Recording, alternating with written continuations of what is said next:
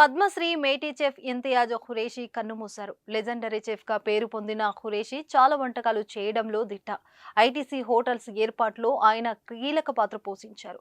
ఫిబ్రవరి 2, 1931లో ఖురేషీ లక్నోలో జన్మించారు. దమ్ పుఖ్తు, బుఖారా లాంటి వంటకాలను ఆయన క్రియేట్ చేశారు. భారతీయ వంటకాలకు ప్రపంచవ్యాప్తంగా గుర్తింపు వచ్చేలా చేశారు. అన్ని రకాల చర్మ సమస్యలకు శాశ్వత పరిష్కారం ఈ శ్రీత 9281458181. 1979లో ఆయన ఐటీసీ హోటల్స్ లో చేరారు. అక్కడ ఎన్నో రకాల వినూత వంటకాలతో ప్రత్యేక పేరును సంపాదించుకున్నారు. ప్రధానులు, రాష్ట్రపతులు ఇచ్చే విందులకు ఆయన వంటలు చేసేవారు. 2016లో కేంద్ర ప్రభుత్వం ఈ మాస్టర్ చెఫ్ ను పద్మశ్రీ అవార్డుతో సత్కరించింది కూడా.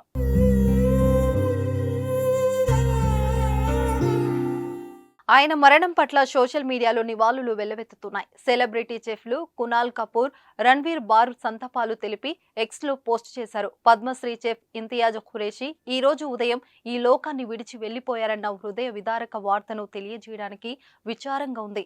నా హృదయం బరువెక్కింది. ఆయన చేసిన సేవలు ఎప్పటికీ గుర్తుండిపోతాయి.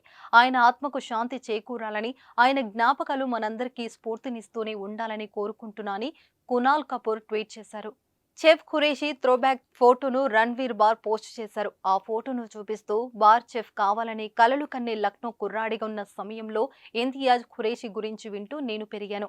1998 నుంచి 99 మధ్య ఢిల్లీలోని తాజ్ ప్యాలెస్ లో ట్రైనీ చెఫ్ గా పనిచేశాను. ఆ సమయంలో నేను సంపాదించిన 612 రూపాయలను తీసుకుని పక్కనే ఉన్న ఐటీసీ వెళ్లి డమ్ పుఖ్తు దగ్గర గలోటీ కబాబ్ తిన్నాను. ఇది నాకు ఇంకా గుర్తుంది. ఐటీసీ హోటల్లో లెజెండరీ చెఫ్ ఖురేషీ భోజనం తినడం నా జీవితాన్ని మార్చేసింది.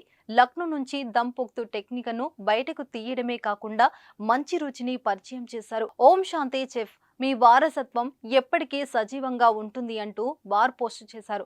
పద్మశ్రీ మాస్టర్ చెఫ్ ఇంతియాజ్ ఖురేషీ కన్ను మూశారని తెలిసి చాలా బాధపడ్డానని గాయకుడు అద్నాన్ సమీ అన్నారు. ఆయన మేధావి, జీవితం పట్ల ఉత్సాహం నిండిన వ్యక్తి. ఆయన వంటకాలకు ఆధునిక పితామహుడు. ప్రపంచానికి తినిపించిన వాటిలో బిర్యానీ గొప్ప వంటకమని పేర్కొన్నారు.